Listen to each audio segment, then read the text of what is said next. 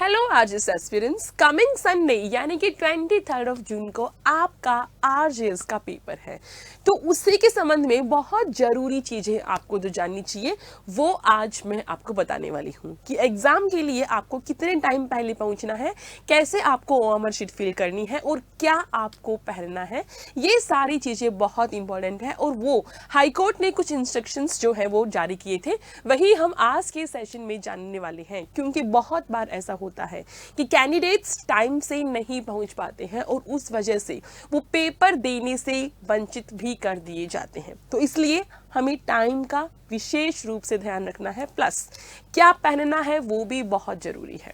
तो चलिए फिर जानते हैं कि कौन कौन सी बातें हमें ध्यान में रखनी है। सबसे पहली चीज तो ये है स्टूडेंट्स, आप लोग अपने एडमिट कार्ड डाउनलोड कर लीजिए और एडमिट कार्ड आप डाउनलोड कर सकते हैं हाई कोर्ट की ऑफिशियल वेबसाइट से, जिसके लिए www.hcraj.nic.in इस पर आप अपना यूजर नेम पासवर्ड ये एंटर करके अपना एडमिट कार्ड जो है वो डाउनलोड कर सकते हैं, क्योंकि एडमिट कार्ड आपको सबसे पहले चाहिएगा। फिर हम बात करते हैं कि जब आप एग्जाम देने जाएंगे तो क्या क्या चीजें आपको लेके जानी है। तो उसमें सबसे पहले तो आपका एडमिट कार्ड ही है। तो सबसे पहले आपको एडमिट कार्ड लेना है। उसके बाद में दूसरा आपको क्या लेना है, आपको ओरिजिनल फोटो, आपका फोटो आइडेंटिटी प्रूफ लेना है। जो फोटो आईडी जो आपने फॉर्म के टाइम, ध्यान रखिएगा, जो फॉर्म के टाइम आपने फिल किया था वही लेना है, ओरिजिनल लेना है। और ओरिजिनल तो लेना ही लेना है, उसकी फोटो कॉपी भी लेनी है। कौन सी वाला, वही जो आपने फॉर्म में फिल किया था। ये विशेष बात है जो आपको ध्यान में रखनी है, क्योंकि जनरली बाकी एग्जाम्स में ऐसा नहीं होता है, लेकिन इस बार आरजीएस में ऐसा किया गया है। तो फॉर्म फिल करते टाइम आपने आईडी वहां पे जो है वो भरा है, अपलोड किया है, वही उसका ओरिजिनल एंड जीरोक्स दोनों ही आपको लेने हैं। और उसी के साथ में वो फोटो जो रिसेंट है ना, जो रिसेंट फोटो है वो भी आपको लेनी है, कलर्ड फोटोग्राफ। साथ ही साथ आपको पेन तो लेना ही है, उसी के बिना आप ओएमआर शीट कैसे फिल करोगे। तो ये 5 चीजें हैं जो आपको लेनी है। काउंट कर लीजिएगा 5।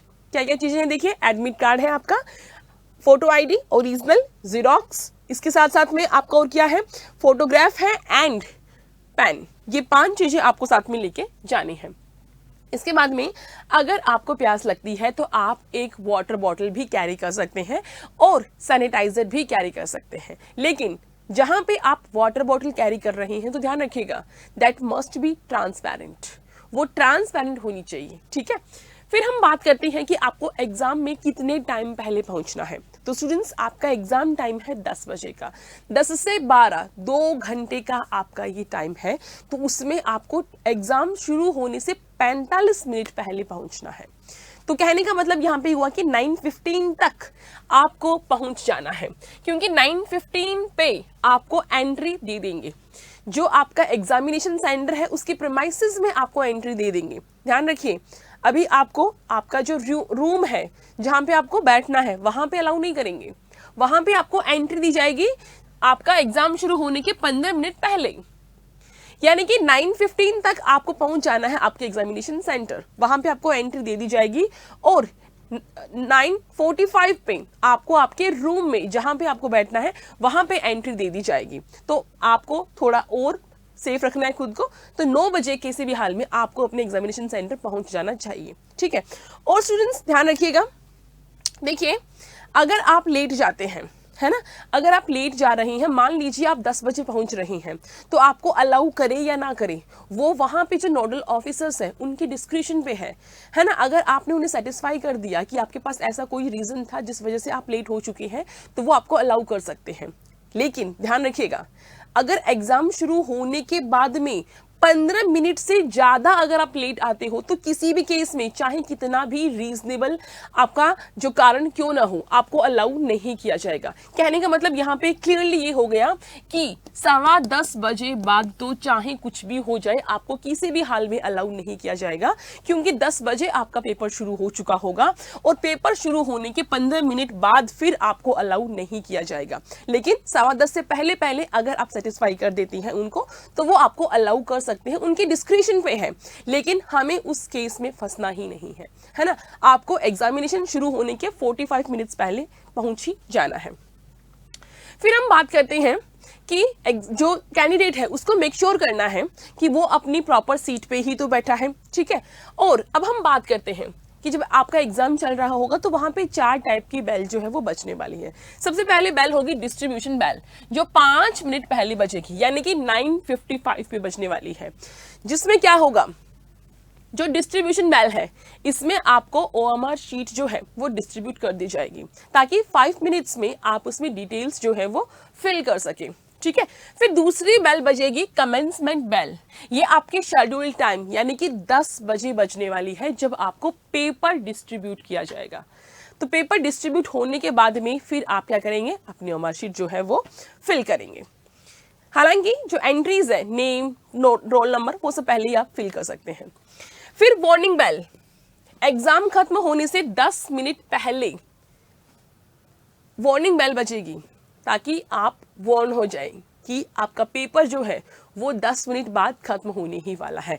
और लास्ट बेल जो कंक्लूजन बेल है, ये बजने वाली है आपका जब पेपर खत्म हो जाएगा, टाइम खत्म हो जाएगा, है ना, 12 बजे।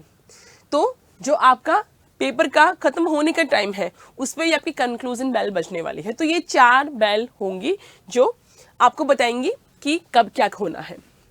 उसके बाद में हम बात करते हैं ओएमआर शीट के बारे में।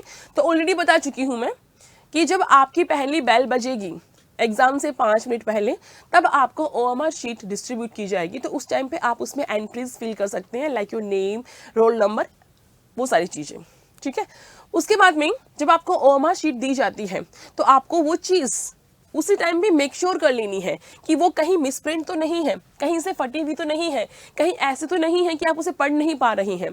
क्योंकि देखिए, एक बार अगर आपने उसमें एंट्रीज वगैरह कर दी तो बाद में वो चेंज नहीं होती है। तो पहले आपको कोई भी एंट्री करने से पहले ही आपको मेक श्योर कर लेना है कि आपकी ओएमआर शीट प्रॉपर तो है ना, तो वो आपको उस टाइम पे मेक श्योर कर लेना है। फिर हम बात करते हैं कि कोई भी कैंडिडेट जो निर्धारित जगह है जहां पे आपको रोल नंबर और नेम फिल करना है वहीं पर करना है, उसके अलावा कहीं पर भी आपको कोई भी साइन या कोई भी मार्क या कोई भी रोल नंबर या नेम नहीं करना है, ठीक है। फिर हम बात करते हैं कि ओएमआर शीट को कैसे फिल करना है। तो स्टूडेंट्स, ओएमआर शीट में जैसे 4 ऑप्शन है मान लीजिए, तो आपको प्रॉपरली जैसे ऐसे प्रॉपरली पूरा गोला भरना है, आधा नहीं भरना है। या अगर आपने एक से ज्यादा गोले भरे तो उस केस में भी आपका आंसर क्या हो जाएगा, गलत हो जाएगा। कई बार हम देखते हैं कि कैंडिडेट्स गलती से गलत गोला फिल कर देते हैं और उसके बाद में व्हाइटनर यूज करते हैं, तो उससे आपका कॉपी चेक करने में, ओएमआर शीट चेक करने में बाधा होती है। तो यहाँ पे स्ट्रिक्टली मना किया गया है कि you can not use whitener, right. तो आपको जो है सही मेथड से जो है वो सर्कल जो है वो डार्कन करने हैं, बिल्कुल सही मेथड से, और एक ही सर्कल आपको डार्कन करना है। फिर हम बात करते हैं कि आप जो है अगर इनकम्प्लीट या आपने गलत रोल नंबर फिल किए, ठीक है, या आपने जो आपकी क्वेश्चन पेपर की बुकलेट है उसकी सीरीज गलत फिल की, तो उससे आप जो है कॉपी चेक होने से, ओएमआर शीट होने से वंचित कर दिए जाओगे। तो आपको प्रॉपरली सही से आपकी डिटेल्स जो है वो फिल करनी है। उसके अलावा the candidate shall have to sign the certificate of his genuineness mentioned in the OMR answer sheet. OMR sheet जब आपको मिलेगी तो वहां पे आपको ये लिखना होता है ना, सर्टिफाई करना होता है। वो आपके सामने जब ओएमआर शीट आएगी, जब आप देख लेंगे। फिर हम बात करते हैं कि ओएमआर शीट में candidates will not be allowed to take his or her question paper, booklet and carbon copy of OMR answer sheet with him or her, ठीक है। तो देखिए, कैंडिडेट्स विल बी अलाउड, आपको आपका क्वेश्चन पेपर मिलेगा और OMR sheet की जो फोटोकॉपी होती है वो आपको मिलेगी। वो आपको इसलिए दी जाती है कि जब आंसर की रिलीज की जाएगी तो आप मैच कर सके कि आपके कितने मार्क्स बन रहे हैं। तो वो अलाउड है ना, वो आपको अलाउ की जाएगी। आपका paper and carbon copy original लेके मत आ जाना, वरना चेक कैसे होगी, ठीक है। तो कार्बन कॉपी आपको दी जाएगी। फिर हम बात कर रहे हैं कि जब तक आपका पेपर पूरा नहीं हो जाता, मतलब पेपर पूरा होने का मतलब है टाइम पूरा नहीं हो जाता। हो सकता है आप तो महान हो जो आधे घंटे में करके बैठ जाओ, लेकिन टाइम कितना है, 2 घंटे का। तो जैसे ही 2 घंटे खत्म होंगे तब ही आपको छोड़ा जाएगा। उससे पहले you will not be allowed to leave your seat, आपको सीट आप नहीं छोड़ सकते हैं, ठीक है। कोई टीए डीए कहीं से आ रहे हो आप, कोई टीए डीए आपको नहीं मिलने वाला है। और जो राइटिंग मटेरियल्स है, आप सभी जानते हैं नकल अलाउ नहीं है, तो राइटिंग मटेरियल्स जो है वो स्ट्रिक्टली प्रोहिबिटेड है, वो आप नहीं ले जा सकते हैं। फिर हम बात करते हैं mobile phone, Bluetooth, smart watch, calculator, pager या इसी टाइप के कोई भी कम्युनिकेशन डिवाइस जो है वो अलाउड नहीं है, ये आप लोग अपने साथ कैरी नहीं कर सकते हैं, ठीक है। फिर हम बात करते हैं ड्रेस कोड, जो सबसे इंपॉर्टेंट है। ड्रेस कोड सबसे इंपॉर्टेंट है। देखिए, राजस्थान हाई कोर्ट ये एग्जाम कंडक्ट करवा रहा है, तो राजस्थान हाई कोर्ट में ड्रेस को लेके उतने स्ट्रिक्ट नॉर्म्स नहीं है जितना कि आरपीएससी के होते हैं। आरपीएससी में तो चाहे सर्दी हो स्वेटर्स अलाउ नहीं है, तो इतने स्ट्रिक्ट नॉर्म्स यहाँ पे नहीं है। बट यहाँ पे जो मेल कैंडिडेट्स है वो शर्ट पहन सकते हैं या ट्राउजर पहन सकते हैं, स्लीपर एंड नीडेड, अगर नीडेड है तो स्वेटर, अब इतनी गर्मी में कहाँ नीडेड, ठीक है, लेकिन मेंशन किया है कि अगर सर्दी हो तो ठीक है, ये आप पहन सकते हैं। फीमेल कैंडिडेट्स जो है वो सलवार सूट पहन सकती है, साड़ी पहन सकती है, टॉप पहन सकती है, blouse, slipper, rubber band in hair and if needed sweater and cardigan. Rubber band in hair कहने का मतलब, हेयर कहने का मतलब क्या है, आप बड़े बड़े क्लचेस वगैरह जो है वो नहीं लगा सकते, rubber band, simple rubber band आपको लगाना है। इसके अलावा शूज अलाउड नहीं है, स्टूडेंट्स ध्यान रखिएगा, शूज मत पहन के जाइएगा, चाहे आप मेल कैंडिडेट हैं या फीमेल।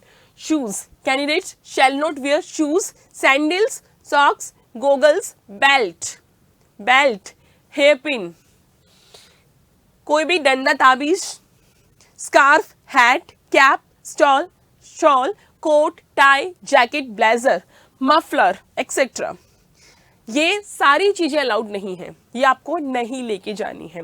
और आपको कोई भी पर्स या हैंडबैग भी अलाउ नहीं है, ठीक है। कोई भी बड़े साइज का बटन, आप जो ड्रेस पहन रहे हैं ध्यान रखिएगा, उसमें कोई बहुत बड़े साइज का बटन या कोई ब्रॉच या बैज या फ्लावर, ये सभी भी नहीं होना चाहिए, ठीक है। और देखिए, अगर कोई भी डाउट, कोई भी अगर विवाद होता है, डिस्प्यूट होता है रिगार्डिंग द ड्रेस कोड, तो उसके इसमें जो नोडल ऑफिसर है उसका जो डिसीजन है वो फाइनल होगा। फिर हम बात करते हैं कि अगर कोई भी ड्रेस कोड है ना, जो अलाउड नहीं है, जिस तरीके से मेंशन किया है वो नहीं है, तो फिर आपको एग्जामिनेशन में अलाउ नहीं किया जा सकता है। Candidates having above mentioned dress code shall only be permitted to appear in the examination। तो जो ड्रेस कोड बताया है उसी में ही आपको आना है। Candidates violating these instructions and instructions mentioned in admit card will be debarred from the examination। अगर आपने इंस्ट्रक्शंस को फॉलो नहीं किया तो आपको वंचित किया जा सकता है एग्जामिनेशन से।